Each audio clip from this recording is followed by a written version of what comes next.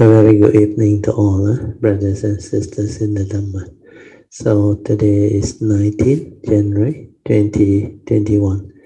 We will continue from this book, The Sharing, The Essence of Infinite Meaning. Teachings from the Adapted Verses of the Sutra of Infinite Meaning.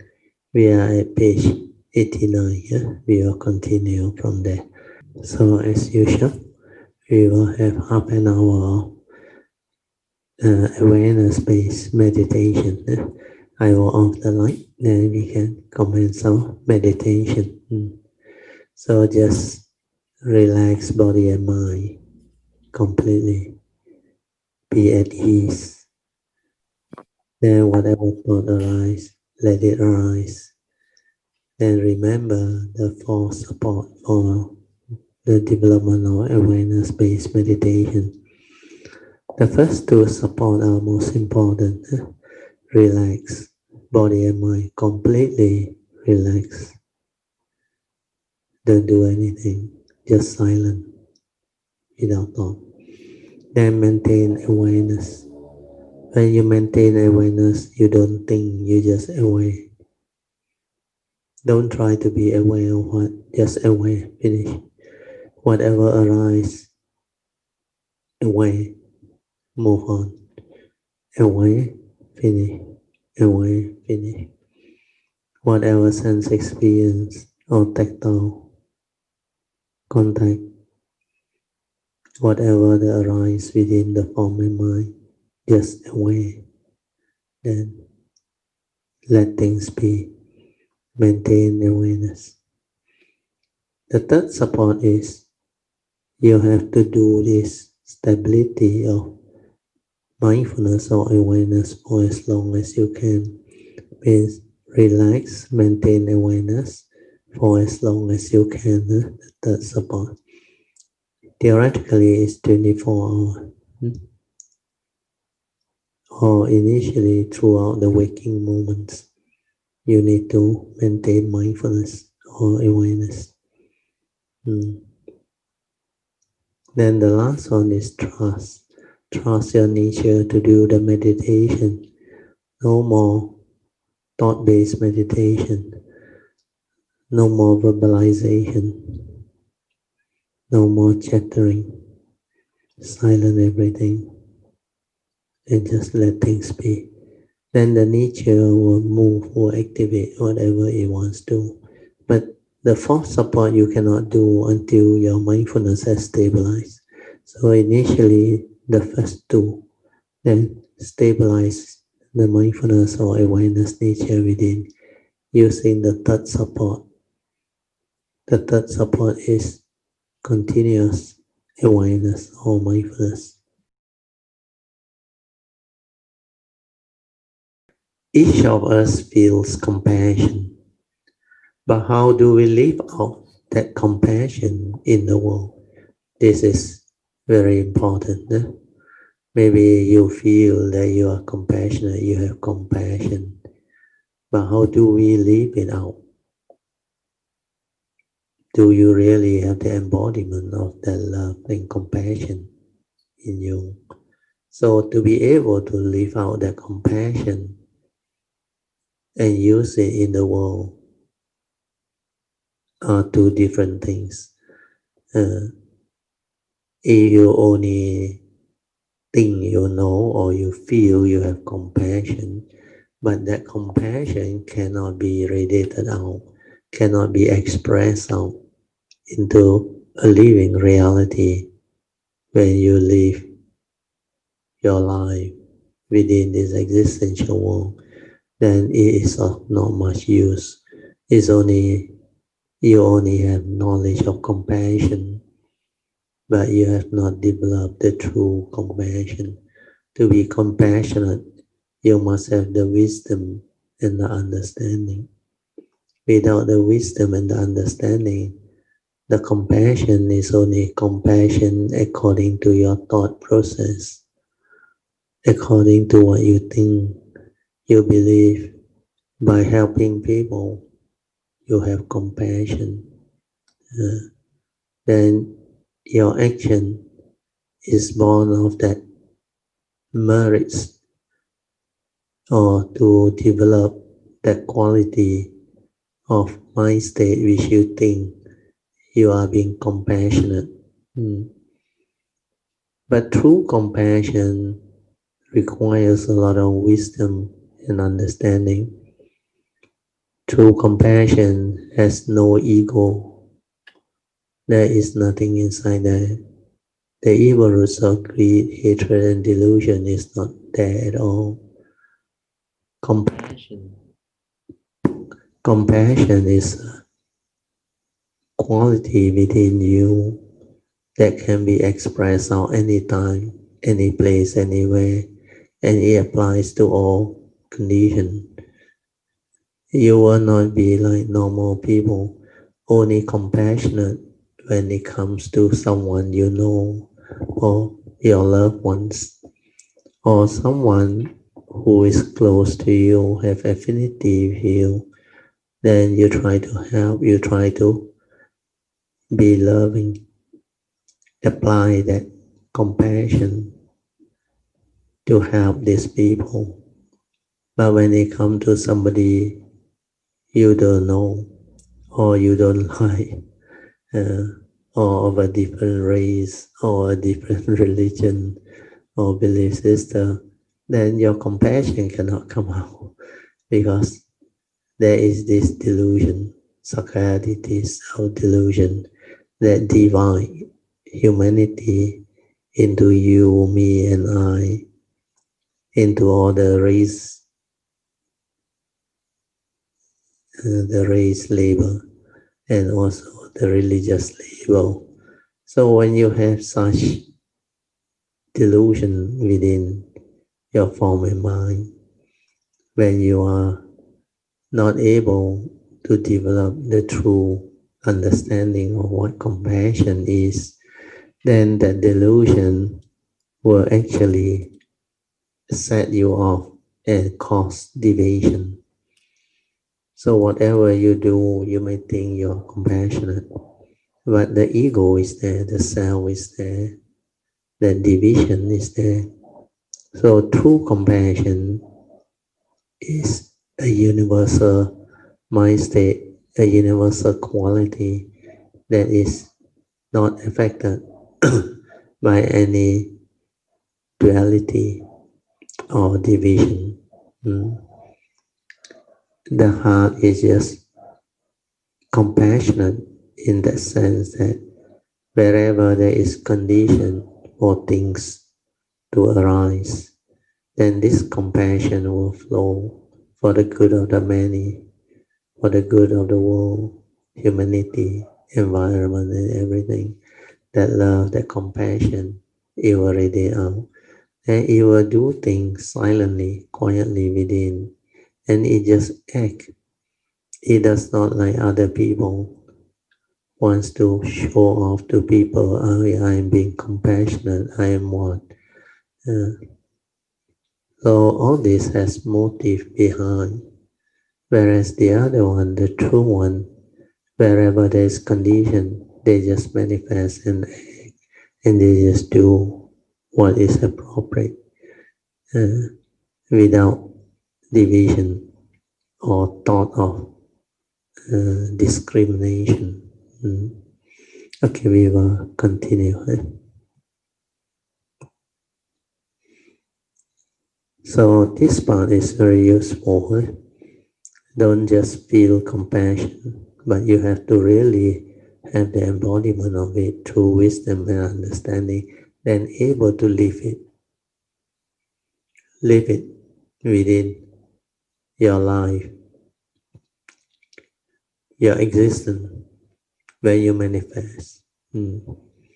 Wisdom is fundamental to practicing the path. See, again, the emphasis is wisdom. Without wisdom, you can't. To see the starting point and direction of the path, we need to see with wisdom so that we can walk in the correct direction. Thus, we see clearly through the eyes of wisdom. They always use this word, wisdom eye.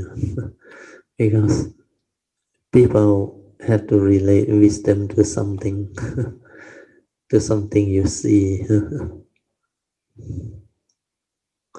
If we lack the guidance of wisdom and walk onto a dark and dim road, we may encounter obstacles, trip, or accidentally fall into a trap.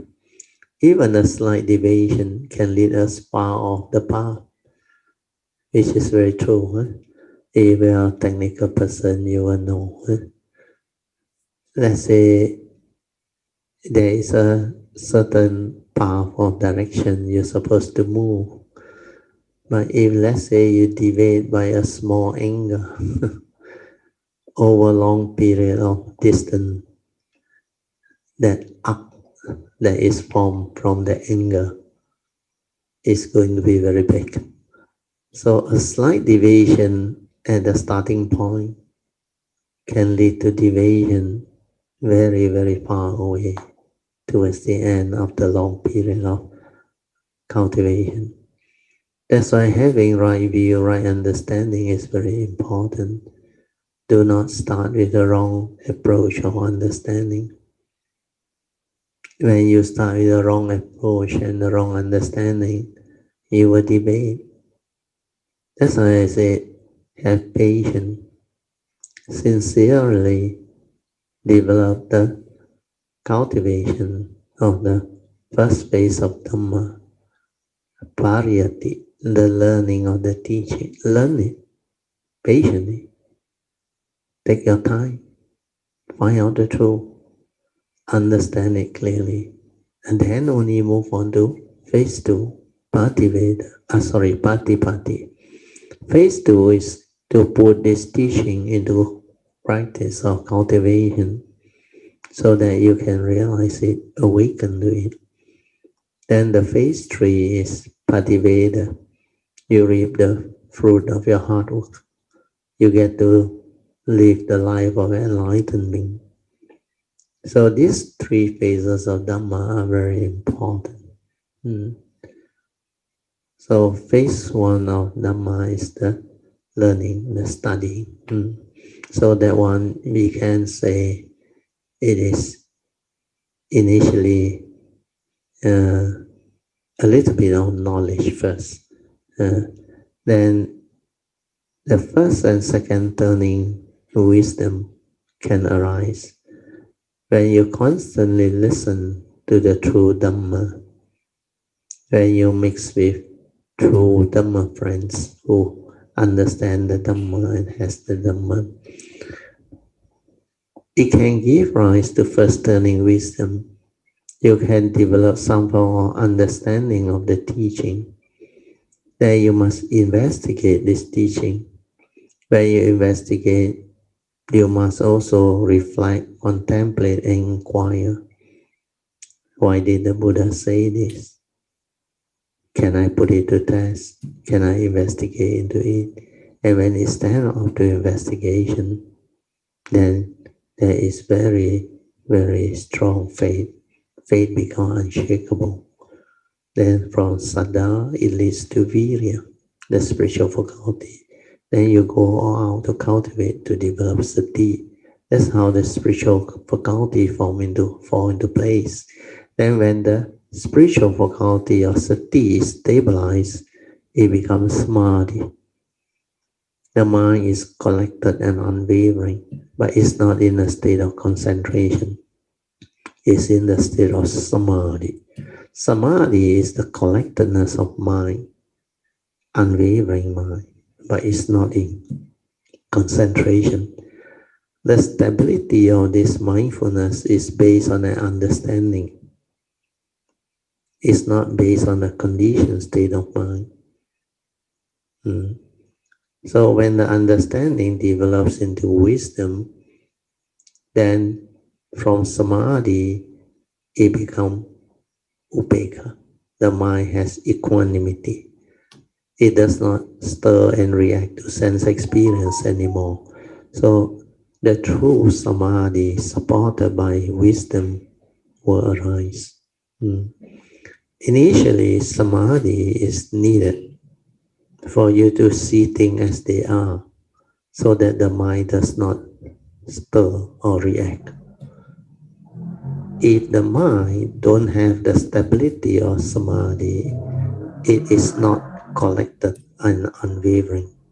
Means at the moment of sense experience, it can still waver because it's not stable enough. Mm. But this samadhi is not concentration. If you go into very deep state of concentration, it can give rise to some form of no thought scenario. Your mind is like clarity to one pointedness, focus, concentrated, or in absorption, no thought. So during that time, because the conditions state, you also unwavering, collected. But that one is not the real Samma Samadhi. The Samma Samadhi is born of a free mind that is collected and unwavering, that has the stability of sati. That's the reason why during the early years of Sakyamuni Buddha's cultivation, when he was still a bodhisattva, when he learned all of the jhanas, when he developed all the four form jhana and the four formless jhana, he was still not enlightened. These are very strong concentration, very powerful concentration, mind state, one-pointedness, continuous absorption, jhanas. But during this state, your mind is collected, unwavering in the state of concentration because it's a conditioned state. So all the defilements, all the mental hindrance, the anusaya, asava, everything, they are being suppressed. It cannot surface because of the concentration. So because of that, you cannot root it out. So when you are in those states, it does not help you at all. But it can give you a lot of calmness, peacefulness, that you use it to develop psychic ability, you can do. So that is what energy field is all about. Thought-based meditation is all about. But when it comes to awareness-based, you don't focus, you don't concentrate. You relax and maintain awareness and develop the wisdom, develop the understanding, until finally the mind becomes collected, unwavering. Yeah. And the stability of samadhi arise. So initially is just stability of samadhi. Then when you have that state in the midst of life, your daily mindfulness will be very stable, very stable. And most of the time you are just away, peaceful with clarity. Then your mind does not stir because you have developed some form of wisdom, initial wisdom. We call it yoniso manasikara. You have straightened your view to a great extent. That's why most of the time your mind is in the state of samadhi because supported by wisdom, yoniso manasikara, the initial wisdom. So at the moment of sense experience, it does not stir, it does not react. And the habitual tendency, the old habitual tendency that has the delusion cannot arise anymore because through that silent mind is able to develop the direct seeing, the direct observation, the awareness of phenomena, the awareness of what arises within the form and mind. Then through this awareness or mindfulness, it understands how one individual who is still deluded with Sakayaditi, self-delusion, entangle themselves, how their minds stir, react, and create their own attachment and clinging, grasping. We are Sakayaditi, self-delusion. So this is the cause of suffering, misery. Then how fear arises, how anger and emotion arise, how craving and desire arise, then how it entangles itself when there is no mindfulness and stability or wisdom or initial wisdom, the understanding. So when you cannot see things as they are, you will perceive things according to your memory, which is the collection of views, opinion, and conditioning. So all this will condition you into negativity.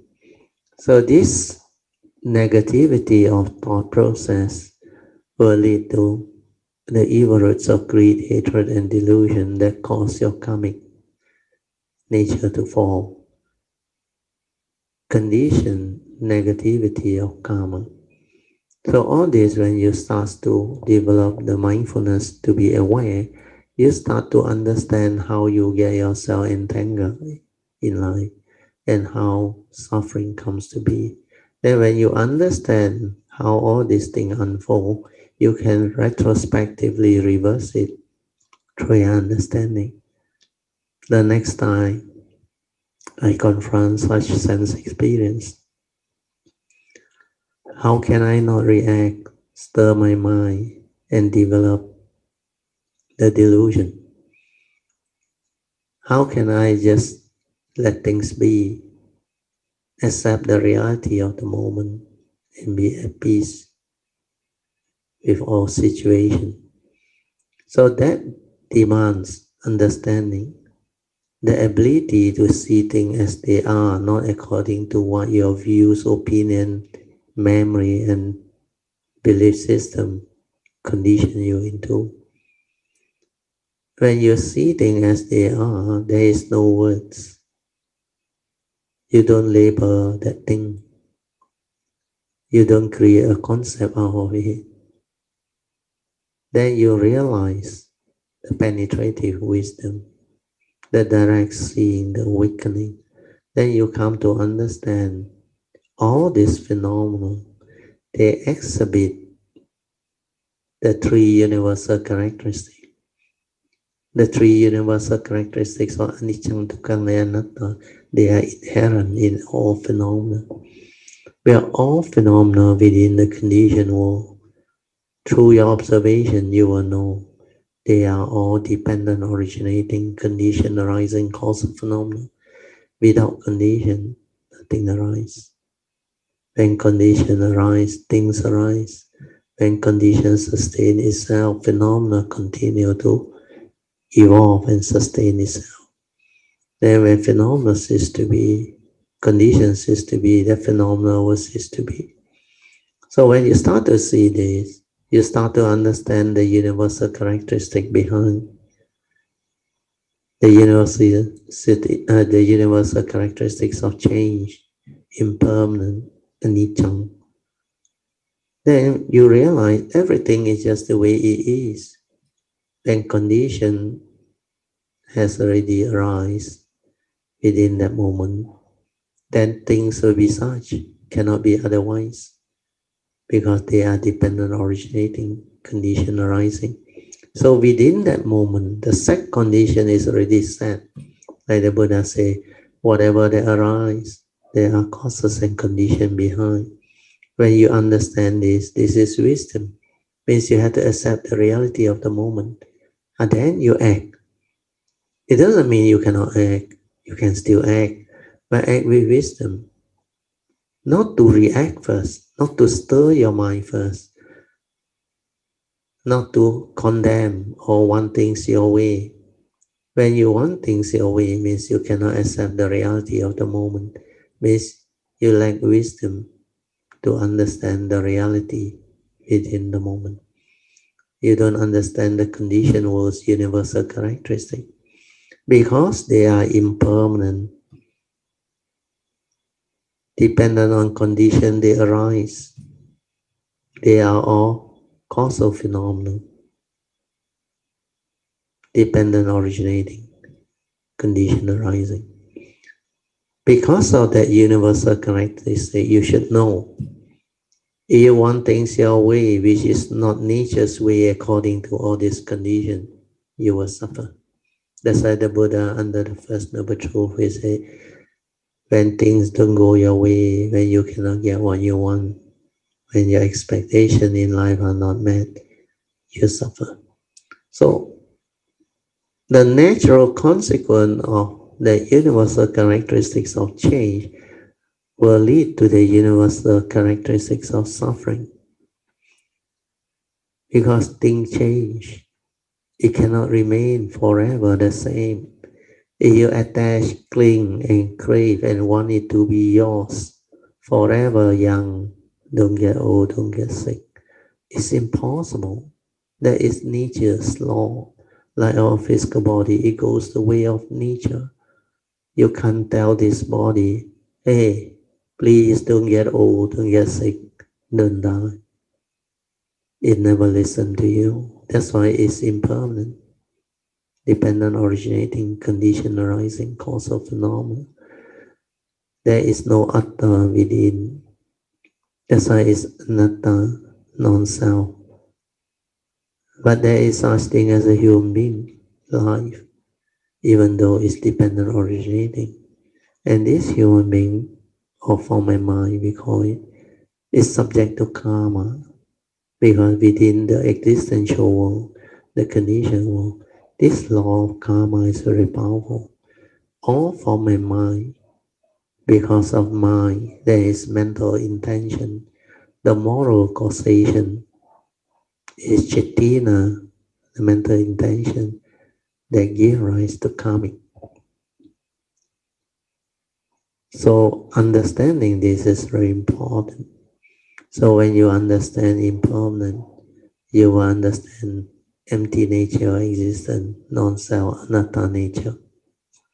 And when you understand impermanent and anatta nature, you will know you cannot deludedly cling, attach, and grasp on to things and hold on to things and want things your way. If you do that, you suffer. The universal characteristics of suffering will arise. That's why the Buddha said, Sabbe Sankara Anicca, all of Sankara, my state, my activity, mental movements, they are impermanent, they come and they go. They follow nature's law, nature's condition. So because they are impermanent, he continued by saying, Sabbe Sankara Dukkhang.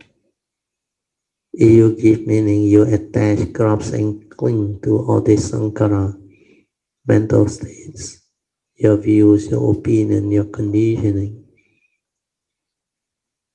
your mental formation, your whatever perception, feeling, consciousness, suffering will arise. These are all of Sankara, the content of consciousness. If you attach and cling without understanding and wisdom, it will lead to suffering. So the famous saying of the Buddha is very, very wise and very penetrative. Sabbe Sankara Aniccang, Sabbe Sankara Dukkhang, then Sabbe Dhamma Anatta. The third one is also very powerful, very meaningful. He said not only within the conditional world, that's why the third one, he never says Sabbe Sankara Anatta. You say Sabbe Sankara Anatta is correct too, but it's only one side. What about the unconditioned where there is no Sankara, no content of consciousness, no mind? That one is also anatta, non-self, not a permanent unchanging entity that you can cling onto, grasp onto, hold onto, and say, this is me, this is I. That's why, according to the Buddhist teaching, for one who is awakened or enlightened, they will know there is no such thing as an eternal self, ultimate self, Atman or whatever, even though other religion may believe it. But if you meditate, you realize that one is just a nature. A nature is not a being. It's not a self. It's not you. It's a nature. Like your spiritual nature, your karmic nature. That nature is not you. That nature exists within nature. But it's not a permanent unchanging entity. It's not a being. That's why Sabbe Dhamma Anatta means whether it's the condition or the unconditioned, it's also anatta, that universal characteristic apply. So this understanding is very deep, very profound. And when you have the understanding, you become different. Okay, we will continue. Right? So after we start walking on the path with clear eyes and steady feet, we will reach the word desire is not the correct word, our desire state. it should be another word. So I read again, then maybe we can replace it with another word. So after we start walking along the path with clear eye and steady feet, we will reach our destination. No need to use the word desire. Desire is a craving. You desire that state. The destination, which could be the realization of Nibbana, enlightened state. With love as the seed and wisdom as the means for cultivation, we can give rise to an aspiration. This is very true. Right? So you have love as a seed. You know what is a seed? Huh? A seed can grow. A seed can slowly germinate and grow. So you have love as a seed, then wisdom as the means for cultivation. So you will grow that seed appropriately. So we can give rise to an aspiration. Then you can invoke power of merits for causes and conditions to fulfill your aspiration for wholesomeness. However, simply forming an aspiration is not enough. Only by taking concrete steps can we reach our goal or realize our pure wish, pure and good wishes. We have to learn to simultaneously exercise compassion and wisdom, so that with clear eye and steady feet, we will reach the other shore, or enlightenment. Exercising both compassion and wisdom is just like coordinating our eyes and feet when walking forward, whether in our internal spiritual cultivation or external action. As long as we do not stray from compassion and wisdom, but we use clear eye to determine the correct direction and move forward earnestly with both feet, then we will avoid going down the wrong path, and we will be able to reach the other shore. No need to use the state we desire. So here I have to caution you a bit, because the author like to use with open eye to determine the correct direction. With open eye, you cannot, not necessarily can determine the correct direction of cultivation. A lot of deluded people also have eyes. Their eyes are also open, but they cannot see the path. To see the path, you need more than the physical eye. You need wisdom. You need right view. And right view, there are three, as described by the Buddha. First, we must have right view with regards to this law of karma niyama. When you understand this law that governs life and existence, that is the beginning of wisdom. Then you follow the advice of the Buddha to respect this law through avoiding all evil to good. Then after that, you purify your mind to develop further wisdom. So avoiding all evil to good is the first phase of cultivation. When you can do that, you avoid negativity or karma, you develop wholesomeness of mind state that leads to good karma, merits, blessing. But your life is not complete. Maybe you will have relatively good life, but you will have to confront the reality of life and existence, the first noble true reality. So without the third advice of the Buddha to purify your mind to develop the wisdom so that you are not deluded by the reality of life and existence, especially confronting old age, sickness and death, even birth, confronting the reality of separation from loved ones and prized possession or things that we hold on to dearly. Then when you are with people whom you don't like, when you cannot get what you want, when things don't go your way, then you cannot understand who you are or what you are. You grasp at the fine aggregate of form and mind, deludedly believe that you exist, you are real, that this human being is you. The form and mind is what you are. If you do this, you lack wisdom. You have self-delusion, sakayaditi, and you will still suffer. Your life will still be afflicted, miserable, despite whatever good merits and good blessing you may have. But suffering still afflicts you. So what you need is, the Buddha said, you have to develop two more right views. Apart from the law of karma, you must understand your mind, how your mind get yourself entangled and develop suffering, how it deludedly cling, grabs and hold and attached to things via self-delusion, ignorance. So this aspect of right view is very important. Right view with regards to our mind, citta niyama, how we function as a human being. We have to understand the great law of paticca samuppada, dependent origination, the dwelling. So this law of mind that explains clearly how we function as a human being, and the citta nupassana is the second right view and most important.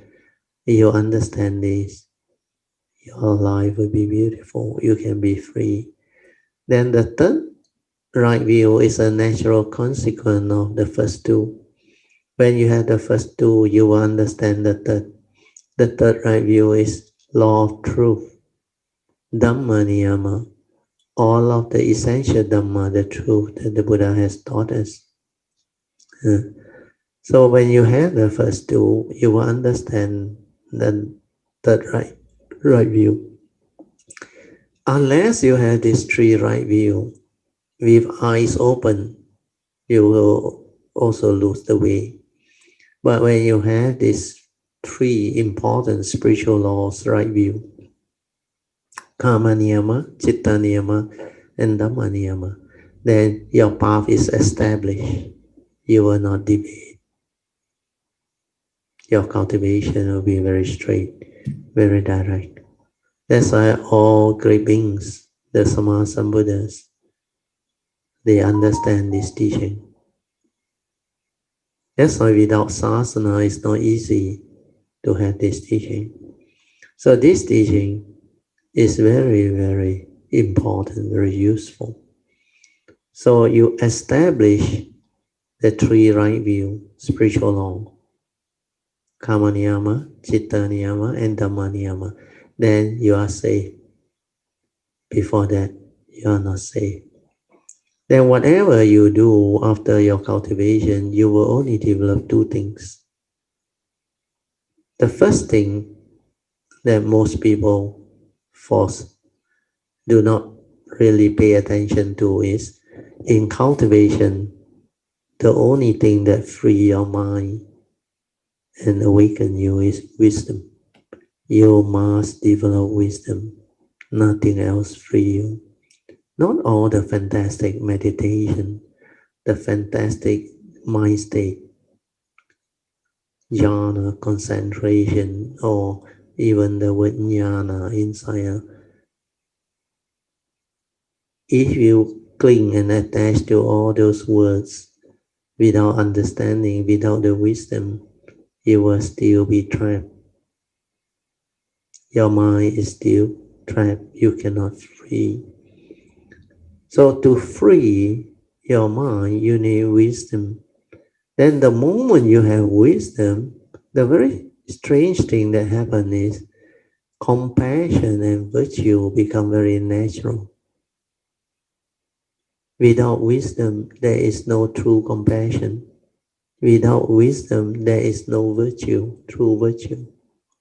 Otherwise, virtue according to the individual, good according to the individual. You need wisdom.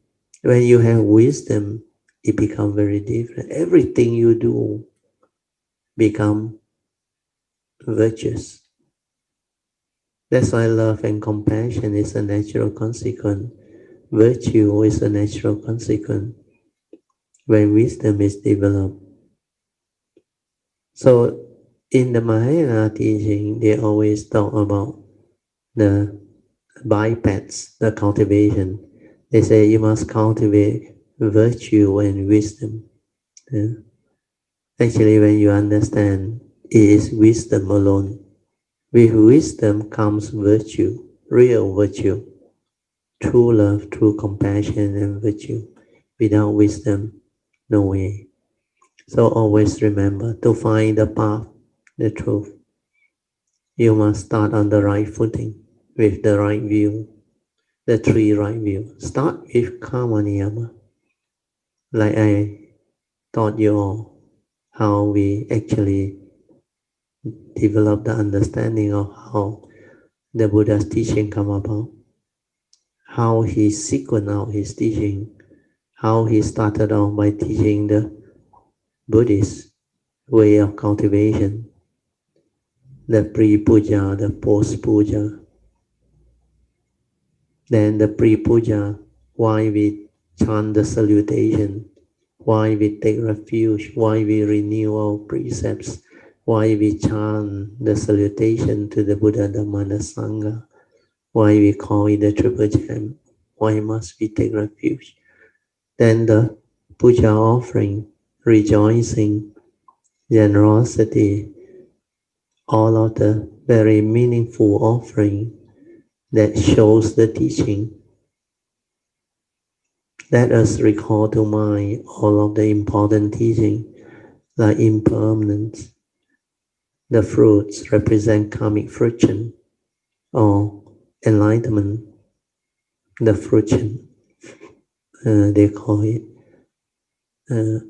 You go on the path, then there is fruition. So Magga, Pala. Pala is the fruition. When you become enlightened, you develop the friction. But Pala, already an enlightened stage, you are on the path to enlightenment. Yeah? So the initial awakening is always Magga leading to Pala. Path and friction. Magga is path. Pala is friction. So Magga, Pala. So this understanding is very vital, very important. When we have all this understanding, we will not debate. Then the law of mind, paticca samuppada dwelling, you need mindfulness. You need stability of mindfulness, the direct seeing. Otherwise, you cannot understand mind. You must, through that mindfulness and awareness, realize the true mind, and you understand that the true mind is your true nature within the awareness nature, the silent mind, the meditative mind, the one that is capable of awakening the unconditioned. Whereas the other one is the creative one, the mundane mind. That one is dependent, originating, condition, arising, causal phenomena with the universal characteristics of anicca, dukkha, and anatta. So without a stable mindfulness or awareness nature, you cannot penetrate citta niyama. No way. And without citta niyama, sati, you cannot understand dhamma niyama, the true dhamma. You cannot understand. So this was summarized to cultivate what are the true, real path to cultivate.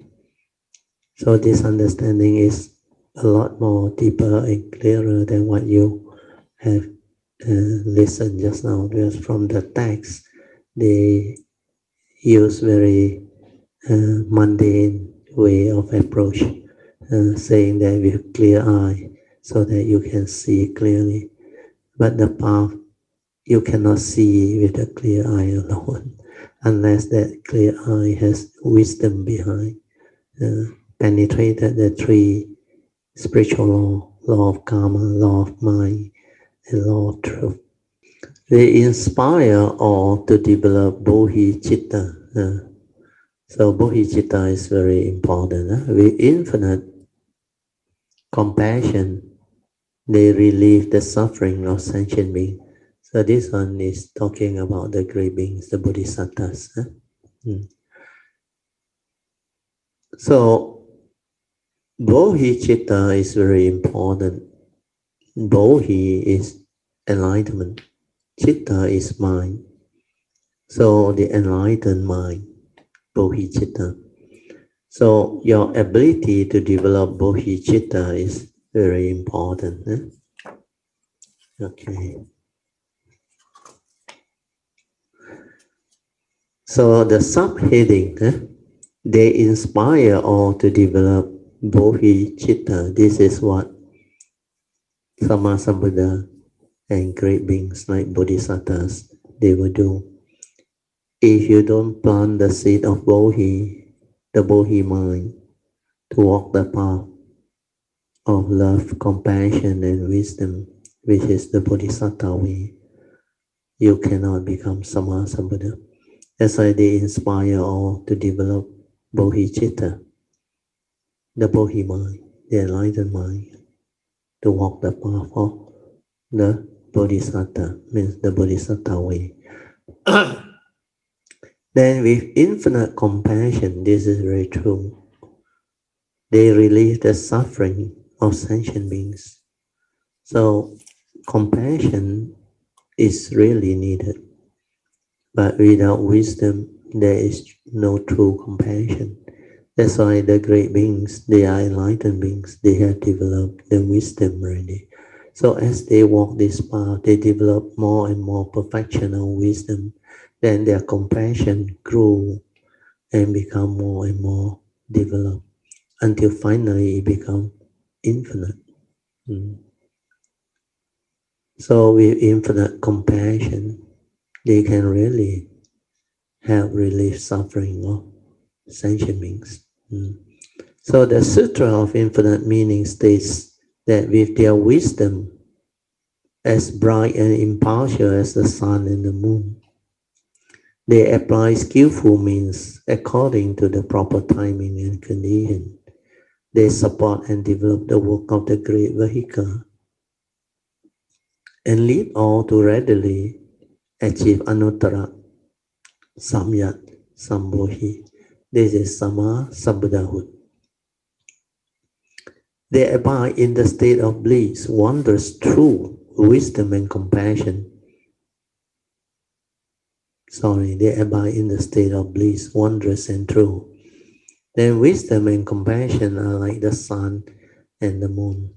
This one is just an analogy, I think, because the analogy is like the sun, very bright, ever shining, very, very bright. So wisdom is compared to the sun's ray, which is very, very bright and can shine very far. Whereas compassion is like the moon's reflection when the sunlight falls on it. So they use it as an analogy. The bright light from the sun can illuminate everything in the world, and the luminous moonlight can light our way at night. So this is just an analogy. Both bring light to sentient beings living in this world with others. We must have wisdom and compassion like the sun and the moon.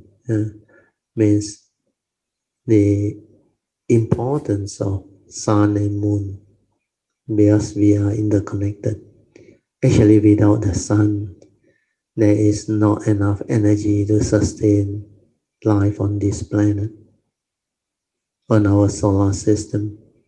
That's why we need the sun, the solar energy that is responsible for a lot of things. The heat, not only the heat, the solar power. And from the sun's ray, the photosynthesis that actually trigger the plants photosynthesis process. Through photosynthesis, you develop the growth of plants, fruits, trees, everything. Then it help in the recycling of the atmosphere. Photosynthesis is the reverse of human breathing process. We take in oxygen and release carbon dioxide. Whereas photosynthesis takes in carbon dioxide and releases oxygen. So without the green plants or this process of photosynthesis by all these plants and trees or the forest, our life cycle cannot be sustained. Our environment cannot be sustained. And without the sun's ray, we cannot have weather and all those things. And also without the sun's gravity, we cannot keep our planet on its axis rotating. And without the moon, there is no pull on our ocean and our water masses and all those things. Then we have day and night. At least during the night, we can still see the moon, where the moon is quite far away. So it's like a reflection from the sun on the moon. So there is some form of light. That's why when you see the full moon, the night is clearer. But it's on the new moon, hardly much light. So all these are just analogy, synergy or analogy. We also need to use different methods to help to relieve sentient beings of their suffering. Sentient beings have 84,000 afflictions, and thus the Buddha opened 84,000 Dhamma door. This is the same as the way a skilled doctor prescribes medicine based on the symptoms of people's illness. The Buddha taught according to the people's capability, adapting to the listeners, the location and the time. This is applying skillful means according to the proper timing and condition. Because the Buddha has such perfection, he has perfected all possibility of wisdom. That's why Prajna Paramita, perfection of wisdom, he has perfected it. So because of that, he has the all-knowing knowledge, the wisdom and the understanding to train living beings. That's why he is a leader of man and God, the trainer without comparison.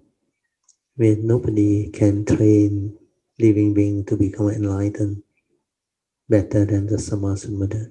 That's why his 9 great virtue, very unique.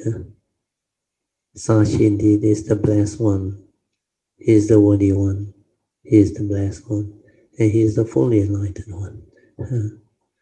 That's why we chant Iti Peso Bhagava Arahang Sama Sambuddha. So all these are the 9 great virtues.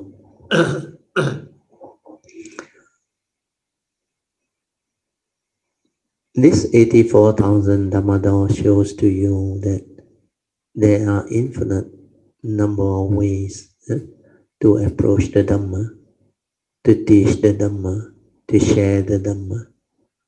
So the word 84,000 is just an indicative, figurative, big number, so that it is big enough to be applied. So here, the Buddha, because of his wisdom and understanding, his all-knowing knowledge, he can actually, based on the individual's capacity or past, he will know how to teach them accordingly, approach them accordingly. So to do this is not easy. You must have long period of cultivation, long period of perfection and all those things.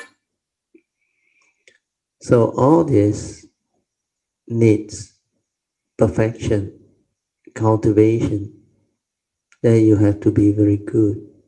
Otherwise you can't. So to be a Sammasambuddha is not easy. I read on. The Buddha taught according to people's capabilities, adapting to the listener, the location and the time. This is applying skillful means according to proper timing and condition. Okay, we have done that. The Buddha teaches us to use our wisdom to eliminate ignorance and straighten our greedy, selfish mindset. And this is very important. You have to use wisdom to root out ignorance. Here they use the word eliminate. Also can root out ignorance and straighten your view. Straighten out your greedy, selfish mindset means change that wrong view. He also hoped that we can advance even further to give rise to altruistic intention and make great vows to dedicate ourselves to the spiritual mission of benefiting both ourselves and others. So this one is very important. Altruistic intention and make great vows. So these are great beings' quality. So without this altruistic intention and making of great vow to dedicate ourselves to the spiritual mission of benefiting both ourselves and others, you cannot walk this Bodhisattva path. This is how we can support and develop the work of the great vehicle. See? So it's synergy. So maybe because of condition, I will make use of this to share a little bit why the Mahayana, when they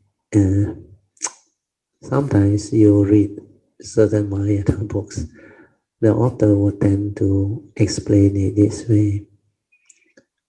They say the sainthood way, the Arahant way, means they are in a way a little bit selfish. But please don't go and say this thing or quote me.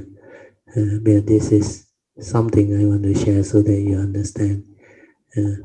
Because there is a lot of misconception, argument, and controversy. I will explain that also. So initially, they tend to have this saying, is it the Arahant is not fully enlightened, like Sammasambuddha. That one I think everybody can accept. But when they say the Arahant still have a little bit of selfishness, that one they cannot take it. Because to them, The Arahant is the enlightened being. No more greed, hatred, and delusion, no more selfishness. But you must understand why the Mahayana teaching says that. They say the sinful way, the Arahant way, they only work hard to help themselves to realize enlightenment in the here and the now. Means they strive to liberate themselves. They don't help others. That's why they say in a way, they are still having this, to them is the subtle selfishness, in the sense that they don't have the great compassion to actually help others. Whereas the bodhisattva, they help themselves and at the same time they help others. So it's a synergy. When they walk the path of the bodhisattva, they make those vows to liberate living beings, to take them all across. Then all their vows actually is geared towards the cultivation, the perfection. Without this vow, they cannot come. Without this vow, they cannot develop the pure mind. The pure mind of great love and compassion. They come for the living beings. Then they vow to endure and severe or suffering means they must develop the wisdom to enable them to go through all form of death, all form of condition to fulfill this vow.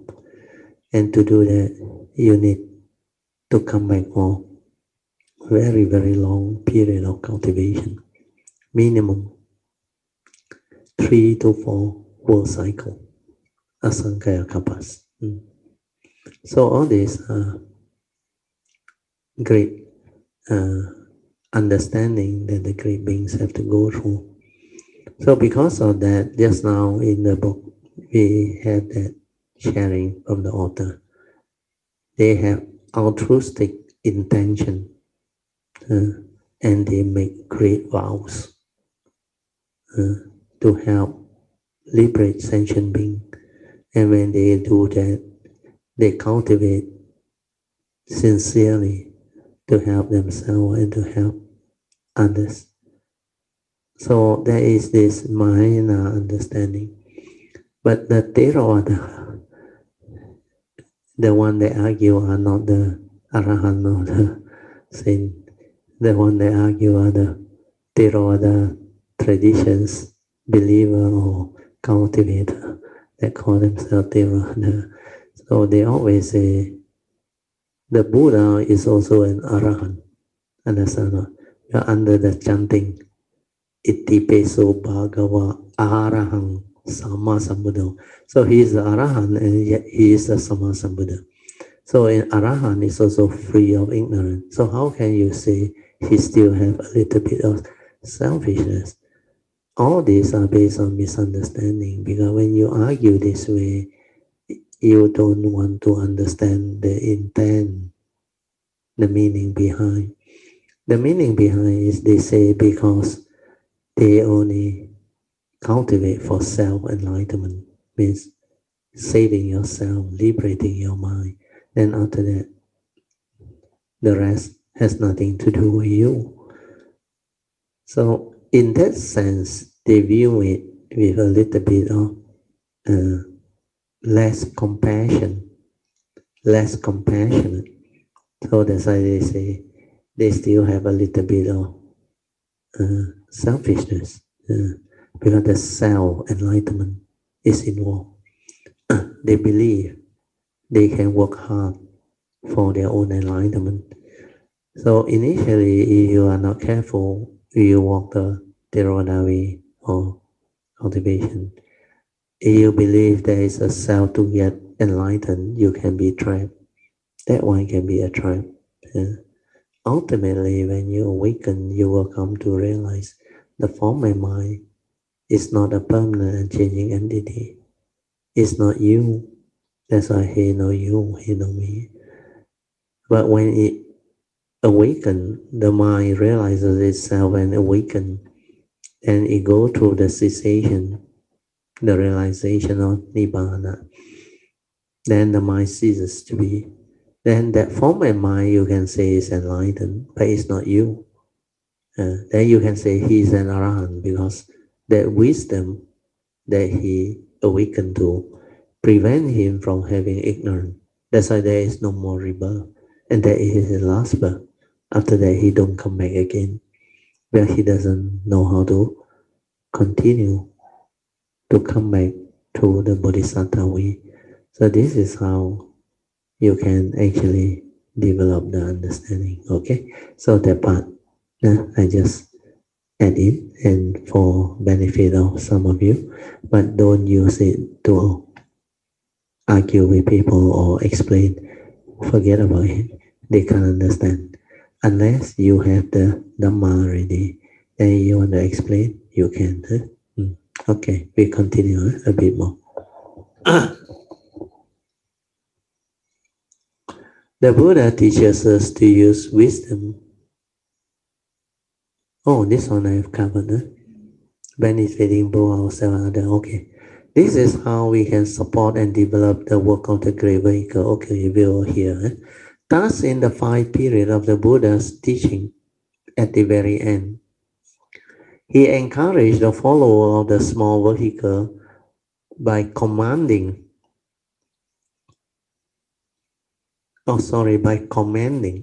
followers of the great vehicle, so that all sentient beings might quickly attain the state of Bodhi.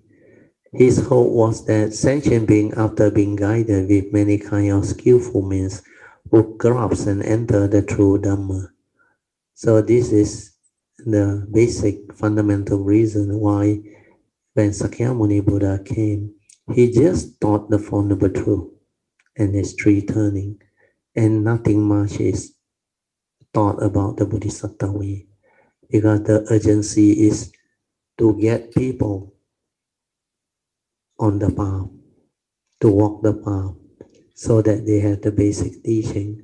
Then when they have the condition and the parami, it's very easy to use this skillful means to transform their compassion or intent to go the long way, the greater vehicle way. They will be motivated, but not everybody can take that way. That's why you need the numbers. It's like you want to have universities to maybe produce a lot of graduates, but you have to have primary school students. Then you must allow these primary school students to develop the education, and they go through exam. And not all can pass to go to lower secondary, then upper secondary. Then last time we have Form 6, and then only the very handful towards the end goes to university. And when you go to university, most of them will graduate, because in the uni, very difficult to fail. The percentage is very small.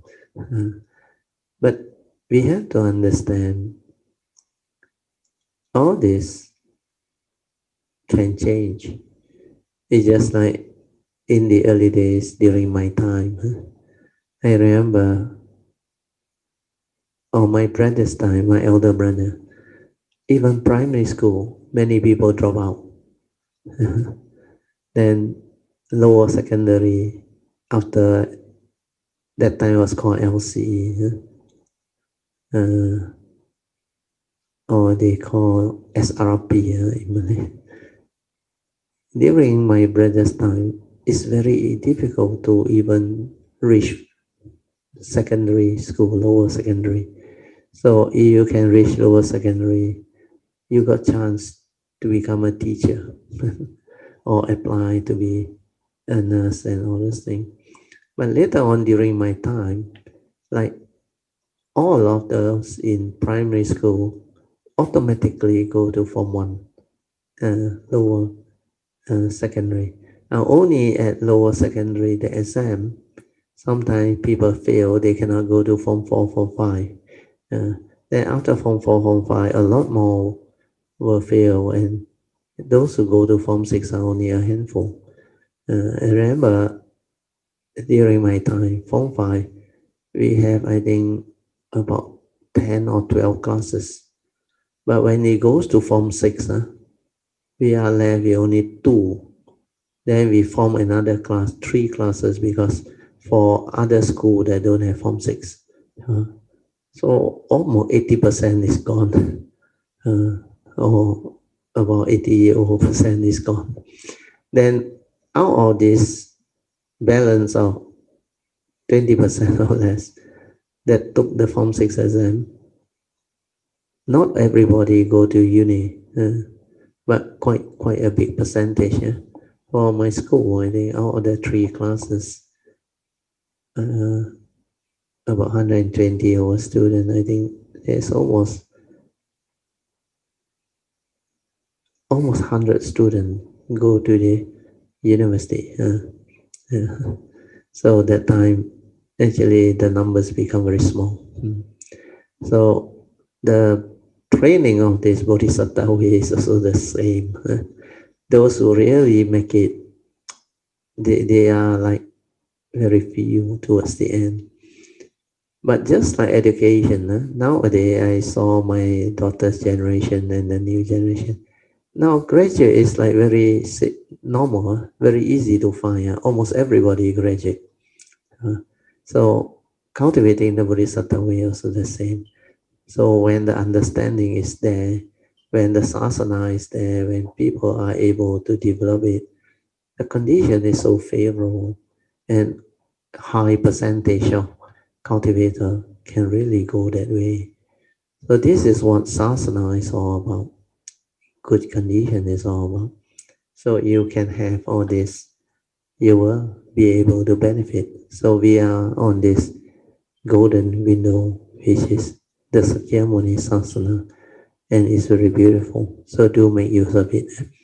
Okay, he wished for them to not cling to the small and narrow road, or to keep spinning in place, but to quickly enter the wide and direct bodhisattva path. That's what I mean. They encourage them to go the greater vehicle way, the bodhisattva way. If the direction of our spiritual practice is correct, if we are on the right path, then we will feel at ease. If we are uncertain of our direction, then there will be hesitant or ill at ease. Always asking for direction. As a result, our mind will be confused and it will be difficult to move forward. Only when we are clearly aware of the correct path can we then move forward and abide in the state of bliss and wondrous. In the state of bliss, wondrous and true. And this is very beautiful, very true. Okay, we stop here. So we will stop here, then we will open up for meditation reporting, followed by Q&A, question and answer. Then also maybe some form of Dharma in daily life sharing by Kayamitas. 那我就 share 我 Thursday 的 experience 吧。可以啊。Thursday actually Thursday 我2点多就醒了。然后我就没有 aversion， 我就 stay 起来就做一点点 some reading。After that 到 around 3点多4点我又再去睡觉。then 我就 continue 我的 routine， then 我就去我的 the old house straw gardening， then continue with as we approach the old house， then the 那个 fridge 就坏了。okay. So you know， so 冰箱坏了，这样子我就把所有的东西拿出来。拿出来之后，然后我就 continue so 感觉就好像就很乱，这样就哇，就一直在收拾。So 当我在收拾的过程里面哦，其实我没有发觉到任何东西，我就是把东西全部分类啊，垃圾分类啊，全部，you know。就 after that 就到了下午吃完饭了之后，其实那个冰箱我们出去买东西的时候回来又在停电了。At first 我们心想是那个 plug 的问题，其实是那个 fridge itself 已经坏了。The whole thing. But 这个 in and out fridge, you know, like few times, you know. And then 在这个整个的过程里面，我发觉到我的 mind 没有被 disturb。很 peace 很 peaceful 的去把所有的东西都处理好。very good。然后就回到家，大概5点多的时候哦，就有一个thought，哎呦，好累哦，不要煮饭了。然后可是你会不行，就去做。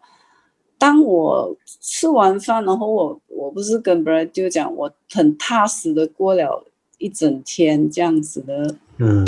Then 我发觉到 there's a like how to say there's a peaceful thing within, you know. It's like awareness within that you you can know have that type of mind. Yes.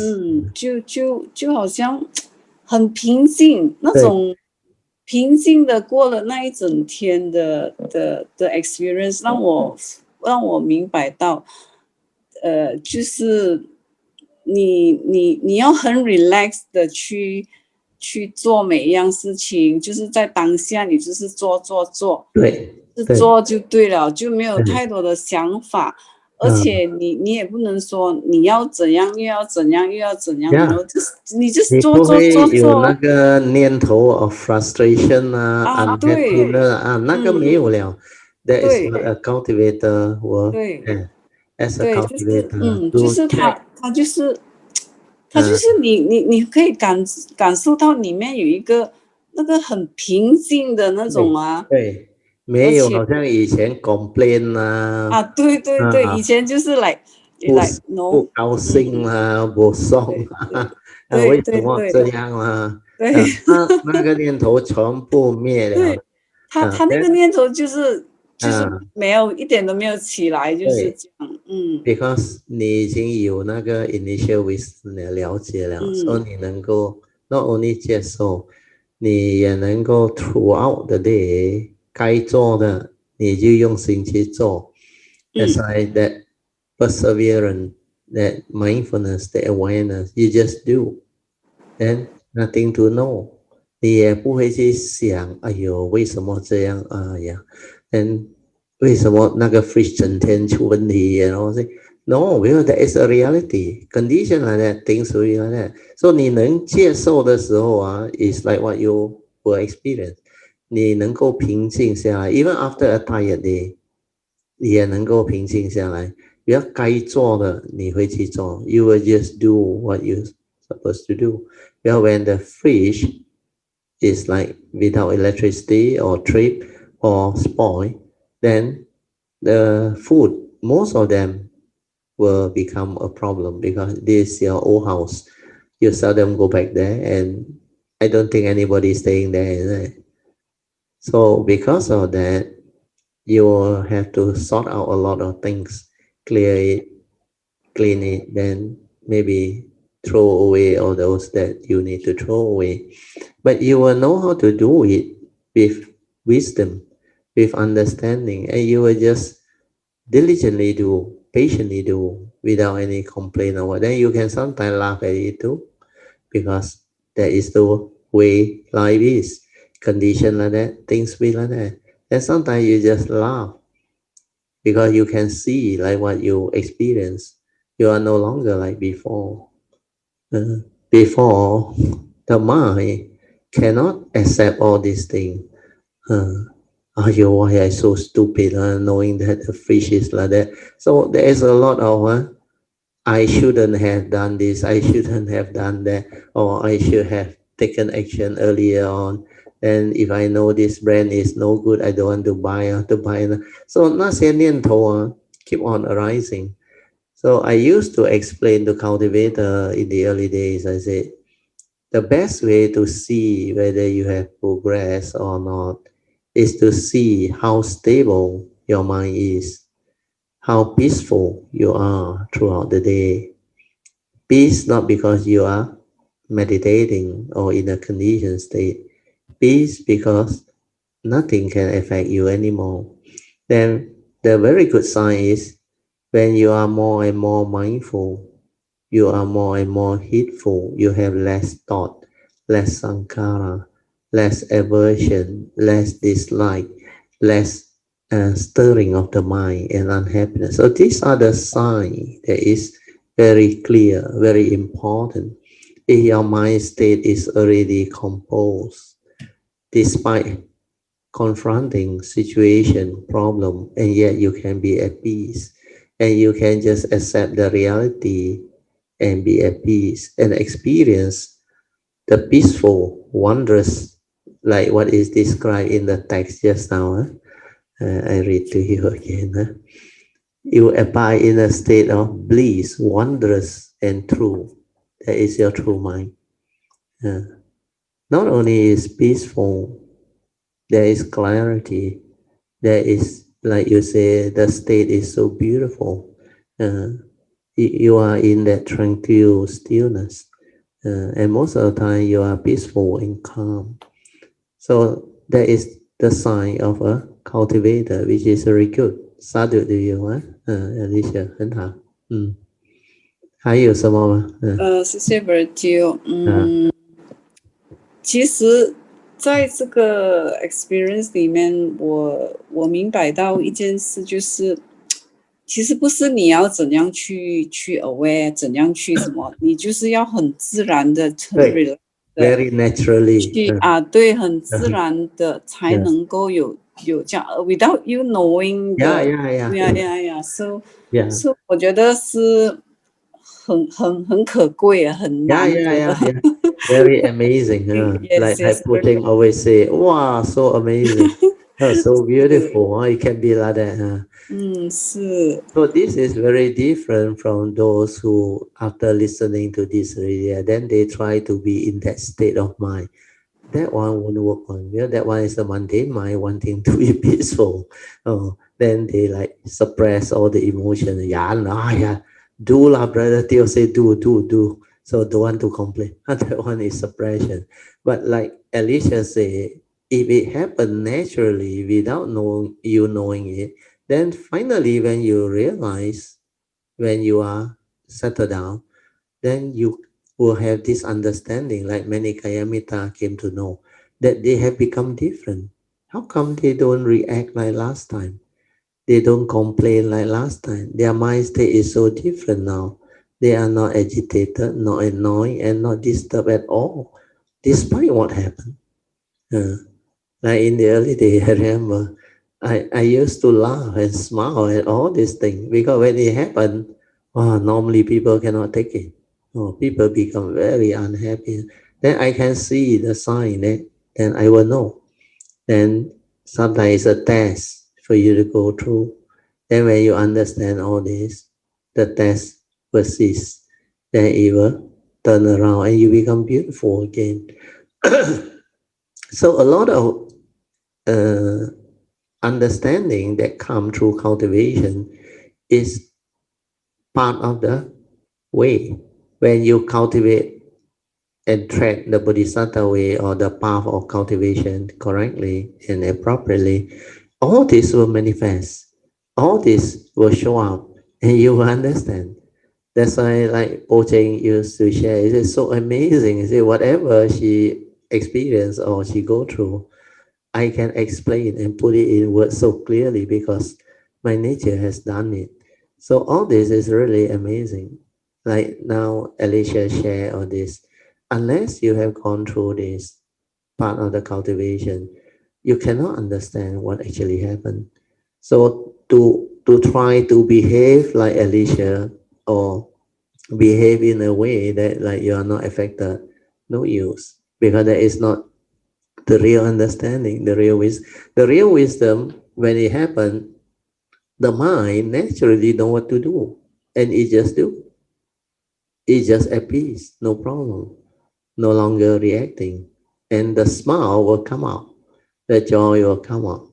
Sometimes you will know, ha ha, coming again. So you have to go through, you have to understand, then you persevere. That's why I say perseverance. When you are sincere, you have the faith, you only need to persevere, just do. Your stability or wisdom will stabilize. You will have that understanding, keep on reminding you, like Yoniso Manasikara, like that, condition like that, things will be like that. So you're free, whatever happened, because the condition is like that. Sometimes it's a test, sometimes it's nature's condition, because the old house, you are not staying there. Then most of the time, whatever you have in the house, if there is nobody to attend to, it will start to deteriorate faster, collect dust and all those things. So all this you will come to experience. Then the floor, everything, because you didn't have the upkeep, the dust, they will collect. Then whatever that is not attended to, you realize it will start to decay and run down and all those things. So this is part of nature, part of reality, part of life, and we will experience them. We will see them. We will witness them. So this is beautiful. Thank you so much, Alicia Sadhu. 还有什么吗？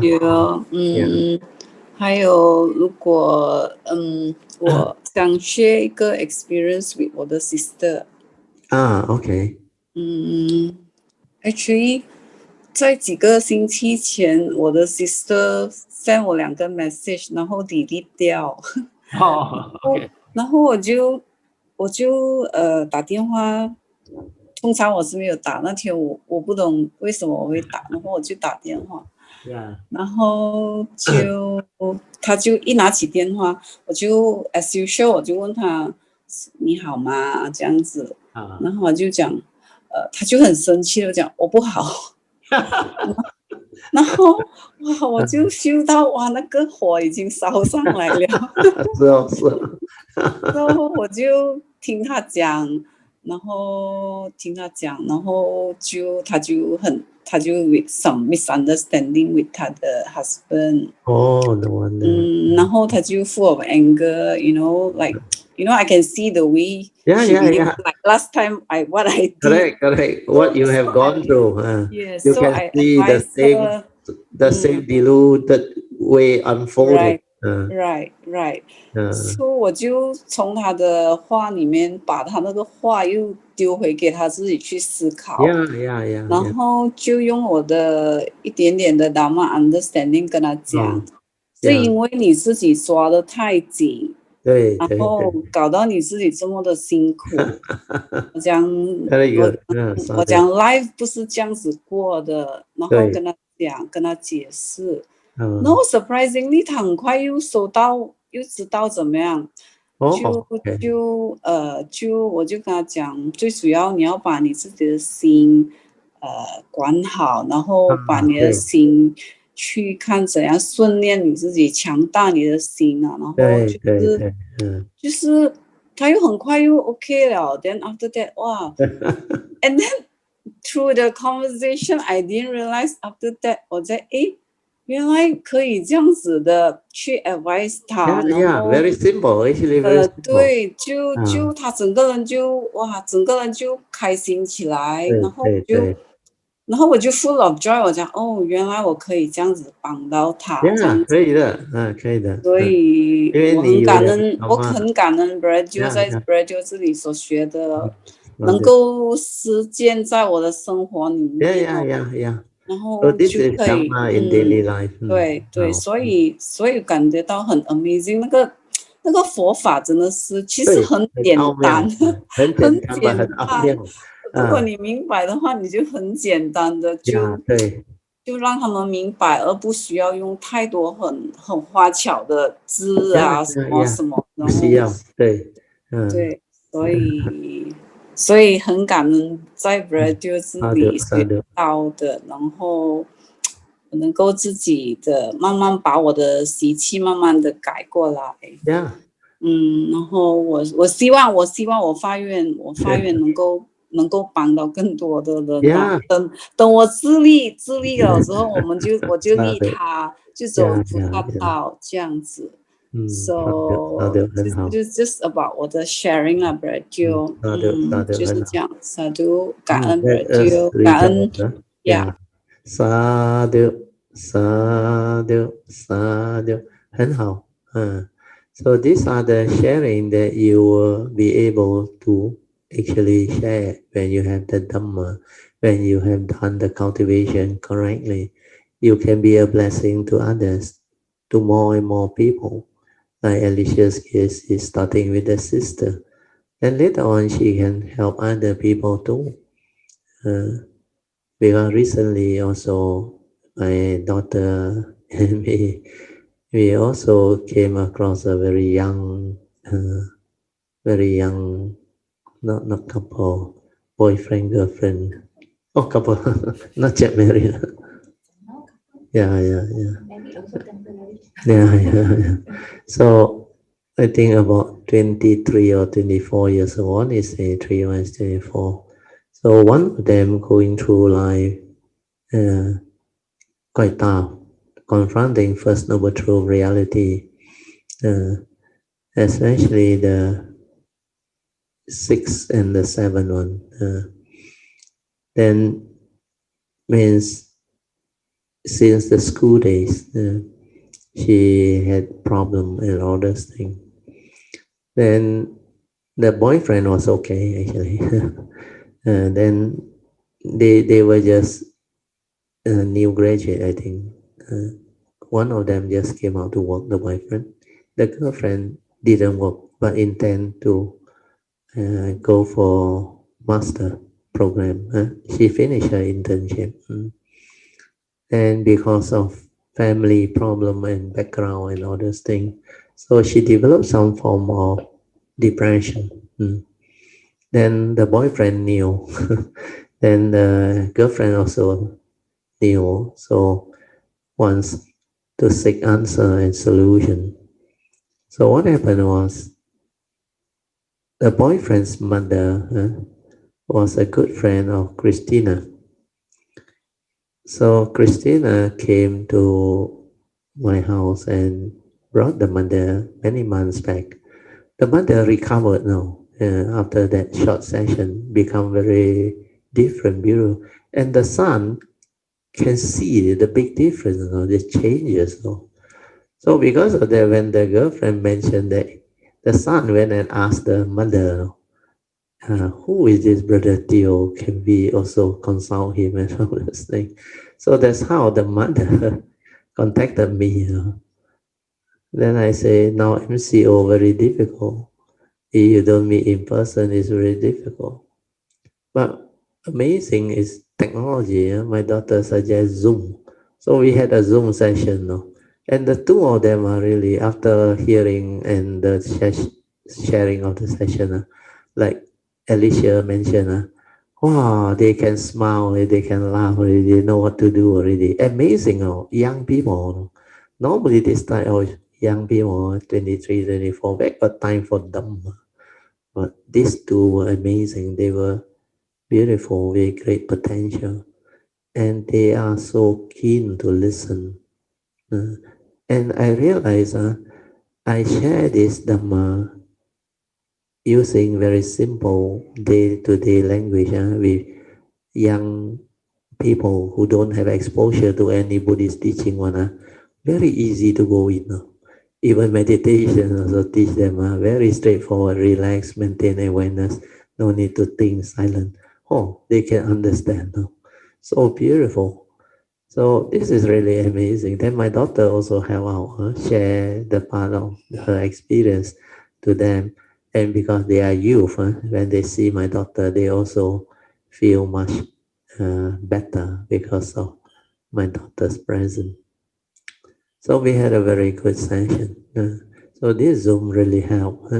So nowadays, no need to come in person. Yeah, your MCO still on. So later, maybe after MCO, when there's condition to meet, we can meet. So this Dhamma, like Alicia says, is very beautiful, very useful. It can help many people, and it's indeed very simple. When you understand, you can share it easily. No need to like memorize anything, because like Alicia, she went through life herself. You can see when the sister is having problem with the husband. It's just a very typical deluded, heedless living being with the wrong view and wrong thought, creating their own misery and suffering.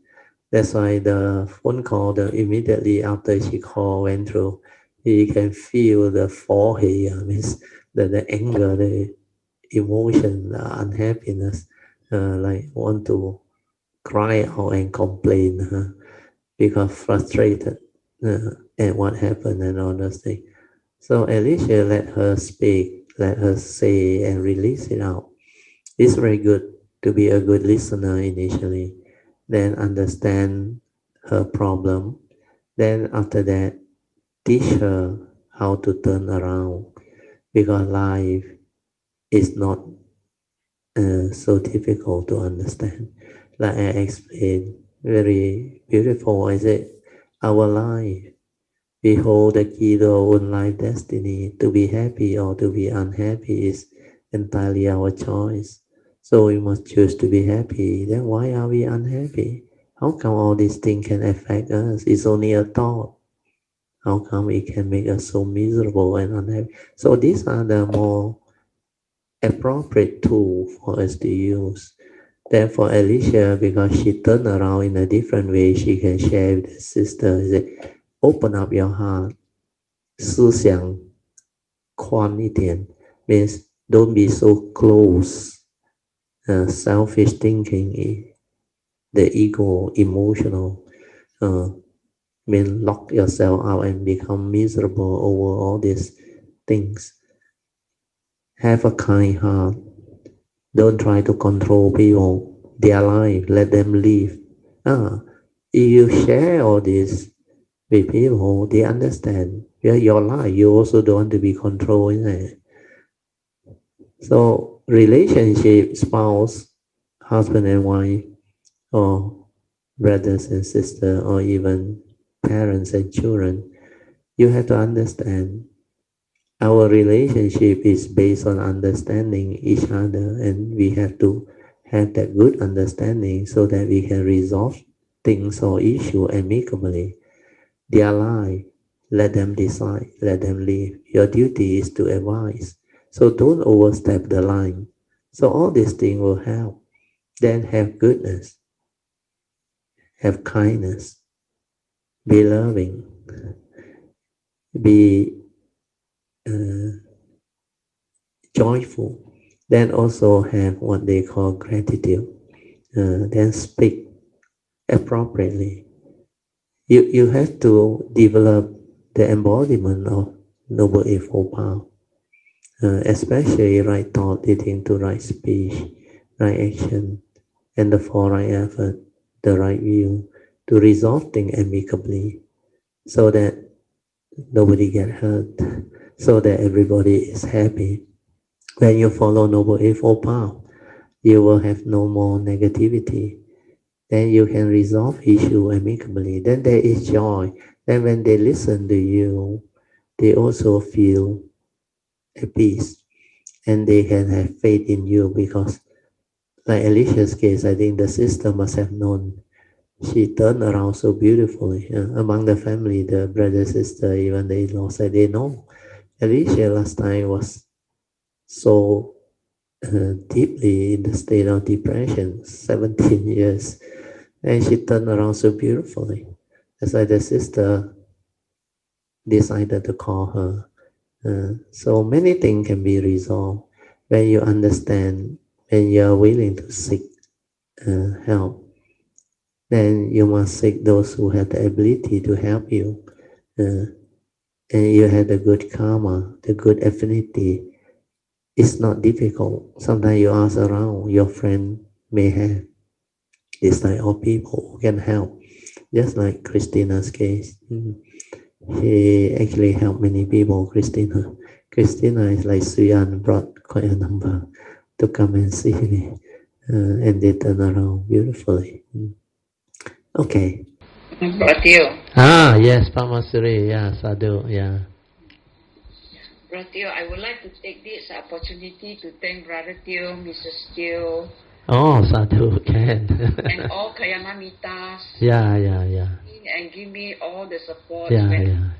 The followable truth. Yes. Actually, I went through the whole process. Yeah. You had very good experience. Yes. And not easy. Quite amazing. Yeah. Quite amazing experience. Yeah. But it's beautiful. Your experience is very useful. It's very tough, actually, not easy. I was very calm throughout. Yeah, Sadhu. I realized not much thought. Yeah. What's out when during the wake with the family? Yeah. Your sharing and all those things. Yeah. I realized I didn't react to what people say. Yes. You were calm, you were composed, I can see. Yes. And I just do what I need to do. Yes. I just that one most important, where you did your duty very well. Yes. You and Brother Teo, very beautiful. Two of us, mainly, it's the main one. Yeah, because you all have the Dhamma. Otherwise, not easy, I tell you. Not easy with so many relatives. Yes. Not easy. Such a big family. Yes. But everything was very smooth. Yeah. We are from different faith. Yeah. We are from different faith. And they were. They have many ways of thinking and. Correct. I really learned a lot of things and some. It's amazing that I can, Yeah. Not to react to what the way they do things and the Correct. Well, they are just the way they are. We have to give them space. Then we work on consensus. Because the father belongs to so many brothers and sisters, not only to Brother Teo. Then you are only the daughter-in-law, so there is a lot. The last one out of all, I'm the last one. Yeah. Means you have the least voice. Yes. But I think the Zoom help a lot. The Zoom help to change the image and all the outlook, because it show what you all join. The group that do the Zoom for you and do all those things. It sort of changed their view. Yes, completely changed. Changed their view completely. I can feel their emotion and their outlook. Because those how we should take care of our parents, yes. They help us to carry out our duty. To carry out our duty. Yeah, very beautiful. That's why that session, Zoom session, was very beautiful. Yes, so we should thank those people who organize it, especially Sui An, Brother Chim, the MC, and Engi, who did the chanting. Then Sui, they all set up the thing, Chin Hao, and many others. And everyone who attended. Yeah. The Kayamita that actually logged in that day, almost 48. I checked the connection. Actually, if I feel that the Kayamamita really give me a lot of support. Yeah. That's why you make use of this opportunity and condition. That they really give me to express your thanks. Go through the whole thing. Yeah. One day when we went to visit him, actually ever since that he is quite sick. When Yeah. All knew that maybe this is his last journey. Correct. Yes. From then, actually we are quite prepared for it. Yeah. Go through it, to know it is one thing. Yeah. To experience the whole thing is different again. It's really different. Yeah. It's really different. Yes. Also, you all have the blessing of the Dhamma. Because of the Dhamma, you all not only have the understanding, it shows you the sign. The false alarm, you remember? Brother Tim say? That one make him prepare for all those things. Otherwise, he will not look into all those things. That one help him. And everything fall into place. Then yes, everything, amazingly, everything fall into place. Beautifully. Very, very smoothly. And also, what you share with me, Brother Tim share with me about how your father-in-law before the last meal still eat very well, and he passed away peacefully. And he was very happy that day. He correct. did very well. That's why I didn't actually Monday. I didn't expect it because I Sunday I feed him. Yes, and the brothers. He looked quite okay, you know. The brothers and sisters, and even their children, the one that locked in Paul, they were so happy that their grandpa have a very peaceful and happy death without much problem and suffering. So they were very happy. When they heard that, they were very happy. Because this one need condition for people to understand. That's why a lot of them will move to tears. Then the brother in Jakarta, he wish if no MCO, he really want to be present. Yes, he was trapped there. Yeah, he was trapped there. That's why he was so emotional when he shared. He wanted to come back, but he was trapped there. Yeah. He was the one who always stay away. Seldom home. Yes, suddenly lost the father. Yeah. It was beautiful. Well, my daughter also haven't seen a Buddhist wake chanting before. She find it amazing witnessing one, and he commended Brother Jim. He said, "Wow, the MC was very professional." He did very well that day. So at least people now know Buddhist wake can be something very meaningful too. Yes. And it sort of like open up, change their view towards. Correct. Towards how Buddhists do. Buddhist religion. Buddhist. Buddhist thought. The Buddhist thought. They were very surprised. And people willing to help do all these things and prepare for all these things. The chanting is the one that inspires them. That one really very beautiful.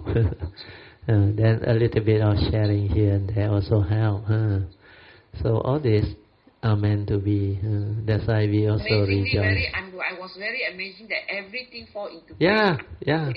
That is what Dhamma is all about. When there is Dhamma, everything go your way. No need to worry. We don't have to worry. No need to prepare. Everything will go in accordance appropriately. As you keep telling me, virtues protects you. Yes. Virtue protects you. The nature's law will protect correct. you. If you live in accordance with Dhamma, Dhamma will take care of your life. And you will have the good life. That's why it's very beautiful, very amazing. That's why you ask the cultivator, like Po Cheng, everybody who gone through it, very amazing. Even Alicia, they all, and even Ingvi, and Song, Chin Hao, they all, and many Kayamita. My nature also rejoice. A lot of them progress. Even that day, Chin Hao also progressed. Mindfulness has come in for Chin Hao, Sadhu. Really very beautiful. Initially, I still have a bit of worry that I'm going to face the relatives, so many of them. Because before this, we have some arguments also. Common such a big family, sure, bound to have difference of opinion. But it seems that I was really amazed by myself. Sadhu. I can just do, and then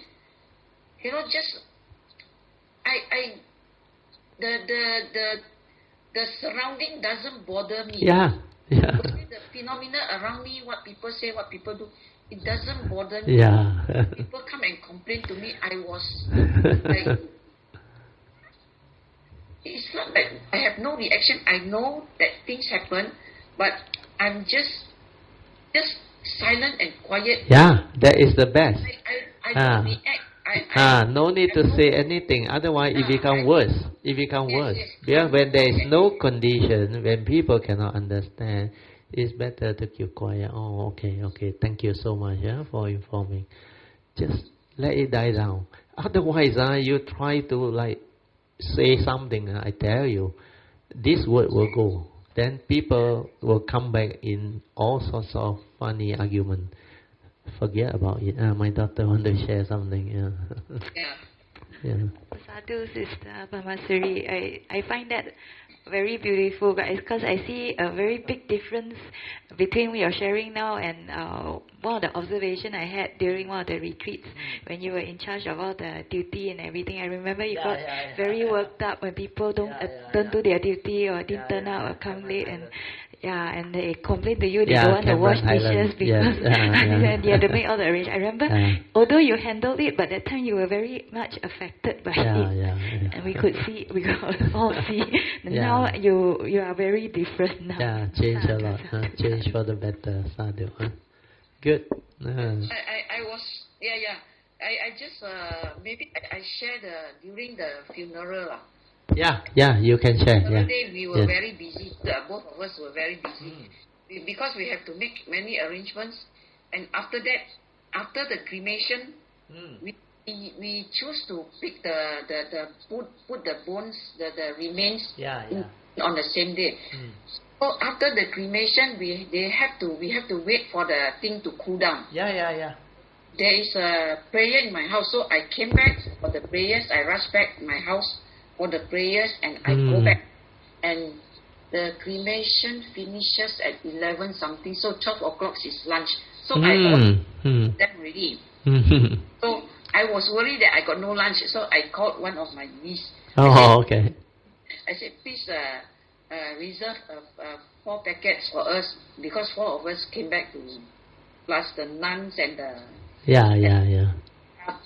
and Tune and myself. 4 of us. Reserve 4 packet of lunch for us. So we rushed back, and before we finished our lunch, some of the relatives they will get very impatient because the weather is getting a bit hot lah. 1 o'clock. So they said, quick, we go and finish the job, and they want to go back already. My lunch, I was still eating my lunch, and the other boy who come and help start giving me water, quickly swallow my food. I didn't react, I was he was standing there. Very good, Sadhu. I drink, and so I walk together with them. I didn't get any.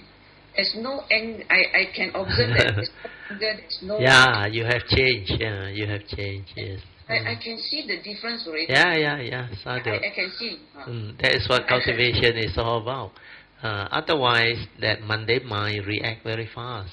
Then the emotion inside stir very fast. Very good, Sadhu. That's why you need certain event to actually let you understand. After that, I still walk together with them, still go to the place where we are supposed to wait, and I can still see the 2 lines on the pillars. So, 叫我先来。就说有一天我每一个人都会来到这个地方。对。So the crematorium, is it in that building itself or somewhere away? Yes, it's in that same park, but we have to walk a short distance. A short distance, okay. 3 minutes away from the way. The building is very nice, very well built. Yeah. But I have a video, but they they cremate. We follow the Mahayana way. So they us something 诸法因缘起，诸法因缘灭。Good. That is good. Yeah.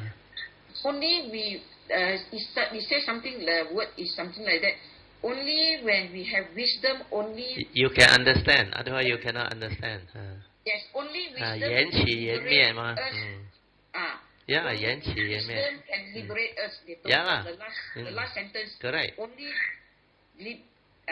wisdom. Can liberate your mind. Nothing else. Then the coffin slowly go into the window, and Sadhu, sadhu, very good. Means they do it the Buddhist way. Actually, it's a very good occasion for me. Actually, for me, I learn a lot and I recollect a lot of things that, after that 2-3 hours later come out, it's just one plate of work. Yeah. It's really this form, you can see that this form yeah. Goes back to the nature. Yeah. Because it is part of nature. The body goes the way of nature, is within the conditioned world. So it makes up of element. Element belong to nature. You will understand all those things.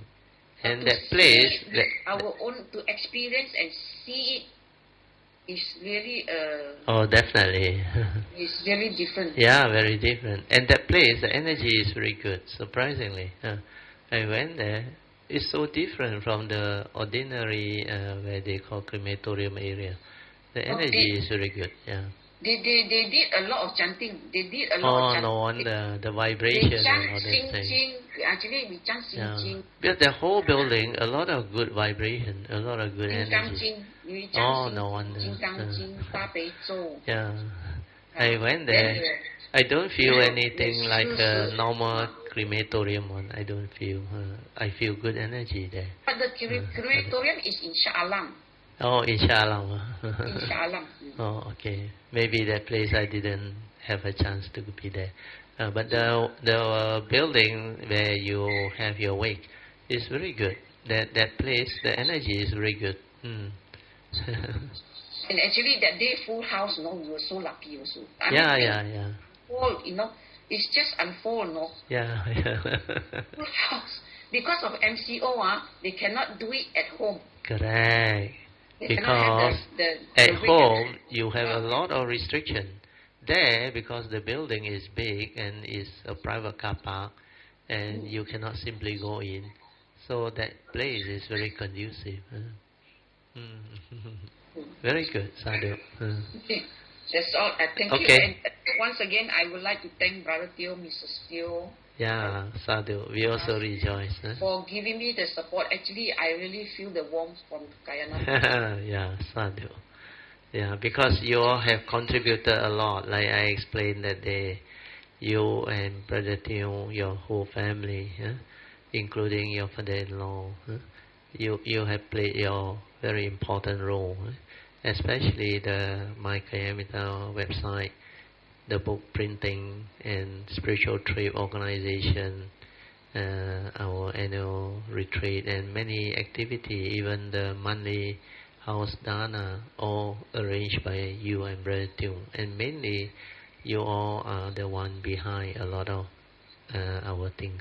No, Brother Teo, we are just carrying out our duty. Correct, but you all play a major part. We are just doing as what we can. Yeah, because of condition. 我们只是在做我们应该做的事罢了啦，Brother Teo. 对 without that, all this won't happen because of what you all did. And all this is a result of your past. Your past, you have affinity, you have condition. That's why this life it unfolds.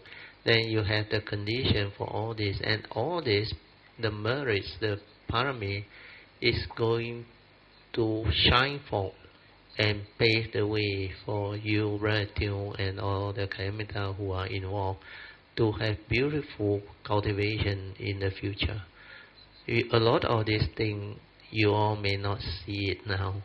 Because when it unfolds, where this website is going to have a lot of people, these books and all those things, and the Dhamma is going to be there for a long time, and all this can actually manifest and evolve until very, very beautiful. So my nature really rejoices. It's meant to be.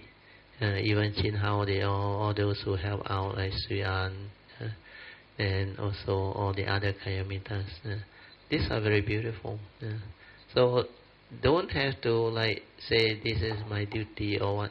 That one is your thought will try to tell you all those things. But the understanding part is different. The understanding part is for you to have such condition is not by chance. A lot to do with your past. and a lot to do with what happened this life because of your aspiration, your vow, your affinity, and but 在我们做那些工作的时候，我们只是觉得 it's very natural from us that. 对 but the condition, the condition behind is arising is not what you understand. What you understand one is that one the thought will tell you, you just do because you try to link it to the cultivation. But the real one is different. The real one, you will have this gratitude. How you have such condition? Because I remember the first retreat up there, Cameron Highland. You and Ingbi, I remember, you all were in tears and you want to help Brother Tew. That time Brother Tew haven't joined. Yes. And you vow to bring him because you really very sincere. You want to really bring him to benefit whatever good things. Ingbi also have the same intent. But you managed to do it. Brother Tew came. So not everybody has that condition. Then later on, when you start to understand, you change. Brother Tew also came in and became very happy. And Brother Tew thanked me. He said, "Thank you, Brother Tew." He said, "My life become better." And a lot of other things happen. That's very beautiful. That's why all this fall into place. Then you all get to play all those roles because you are very sincere. And when you approach me for all those things, I let you do. Even the spiritual trip you told me you haven't done before, let you have a chance. Then later on you develop until you become quite good. Then I let you learn to organize other things. That's how the condition come about because of your past, your affinity and the condition. Then you all also know how to do your part. And we spend a lot of time together also because you every time together, hey Brother Tew, invite us for lunch, for dinner, and all those things. No, sometimes we think. Then invite us to your house. I want to go to your house. All the Thursday class dinner, you ask Alicia, Song, they all they know. Pao Lian, PG, they all they know. The food was so good because of your generosity, your good intent, and your kindness. Because it's a joyful occasion, and that's what you want to do. And you always buy the best. So sometimes you're not free when the maid not there. I remember Brother Tew went tapao.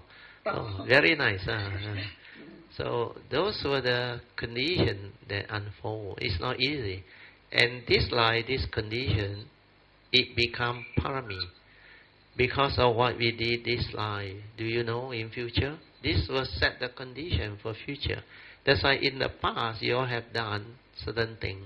That's why your affinity with my nature and the Triple Gem, they are all interconnected. Otherwise you all wouldn't come so close to my nature to help me do all these things.